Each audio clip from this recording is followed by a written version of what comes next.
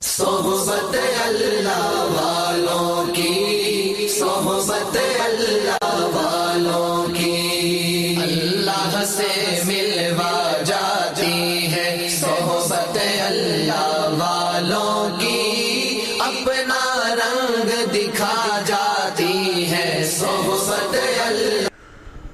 السلام علیکم ورحمۃ اللہ وبرکاتہ۔ بسم اللہ الرحمن الرحیم۔ محترم ناظرین، ضروری مسئلے کی وضاحت کرنا چاہتا ہوں۔ مسئلہ خواتین سے تعلق رکھتا ہے، عورتوں سے۔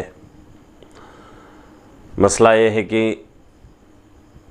دو باتیں ہیں اس میں۔ پہلی بات، عورت اپنے سر کے بال کاٹ سکتی ہے یا نہیں۔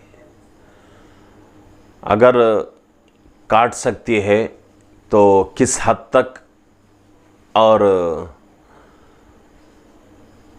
بالوں کی کتنی لمبائی کے بعد عورت کاٹ سکتی ہے۔ دوسری بات اس میں یہ ہے کہ عورت اپنی پیشانی پر بالوں کی جھالر بنا سکتی ہے یا نہیں۔ پہلی بات کہ عورت اپنے سر کے بال کاٹ سکتی ہے یا نہیں۔ اگر کاٹنے کی اجازت ہے تو کب سے کتنی لمبے ہونے کے بعد بال کاٹ سکتی ہے۔ تو اس مسئلے میں قرآن حدیث کی روشنی میں یہی جواب دیا جائے گا کہ عورت کے لیے سر کے بال زینت ہوتے ہیں، اور اسی طریقے سے عورت کے لیے سر کے بال بہت ہی ضروری ہوتے ہیں۔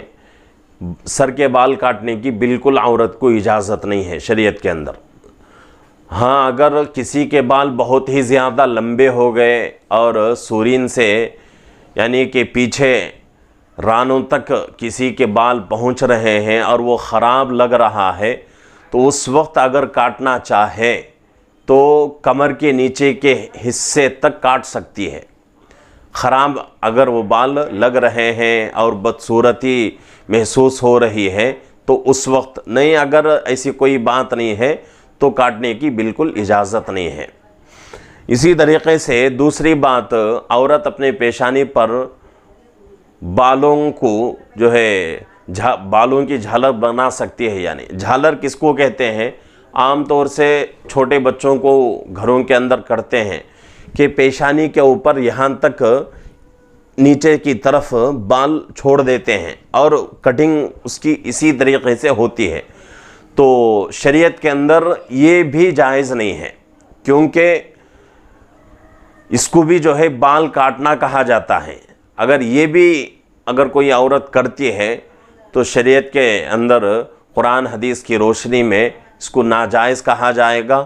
چاہے لمبے بال کاٹتی ہو، چاہے بالوں کی جھالر بناتی ہو، ہر دو صورت میں بال کاٹنا ہی پڑتا ہے۔ تو بال کاٹنے کی بالکل اجازت نہیں ہے۔ جس طریقے سے مرد کے لیے داڑھی کا بال کاٹنا منع ہے، اسی طریقے سے عورت کے لیے سر کے بال کاٹنا منع ہے۔